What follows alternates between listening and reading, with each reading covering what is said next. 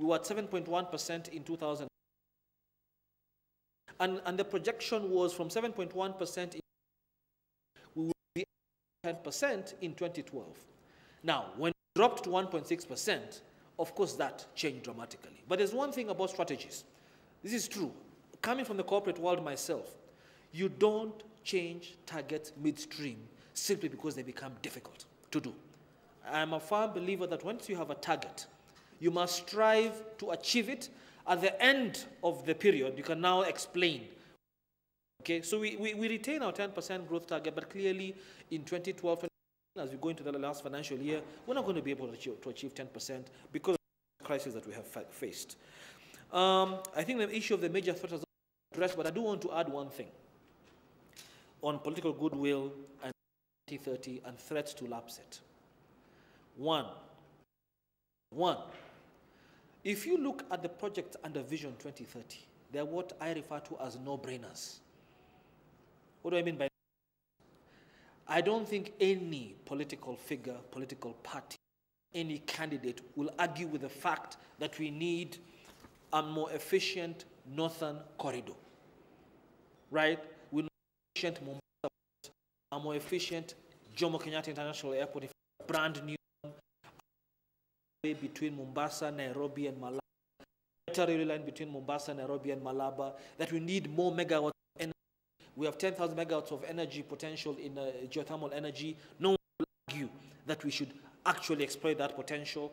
No one will argue addition in agriculture. So really, many of the projects you have in the under Vision are self-protected, intrinsically protected because of the sanity and nature of those projects. No brain. But beyond that, we, the Ministry of Planning, intends to go to present a National Planning Authority Act, which will incorporate a legal framework for Vision 2030. And why do we want to do that? Because as we move into the new dispensation, in order to align the new planning system to the new constitution, the county system is coming into place.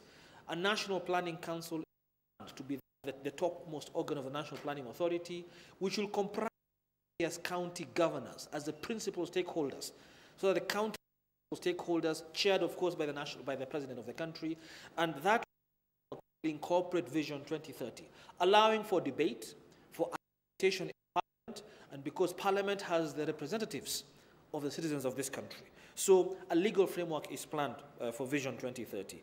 I think probably that takes care of everything else, because I think everything else was covered by my good friend. Rather, this week is a major week in terms of a major corridor project. March 2nd, again, President Mugo Kibati, Prime Minister Raila Odinga, accompanied by President Salva Kiir and Prime Minister Meles Zenawi, launching the Lamu corridor would be a major, major day for us all. And as Sylvester has reiterated, the first time I think an African nation is undertaking a corridor project of this magnitude.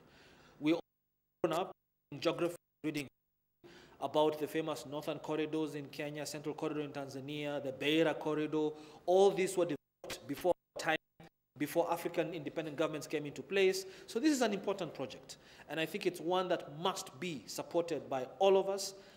In terms of political goodwill, by the way, let me say this. When you see three countries coming together, there's a reason for that. Because there's a reason why Ethiopia, South Sudan, and Kenya are coming together. It tells you that project is not just a Kenyan project. And therefore, we in Kenya can't just play around with it. It is a regional project. And for that reason, we will make sure that after we launch or break ground on the 2nd of March, we quickly move towards the completion of that particular project. So I hope some of you will be in Lamu.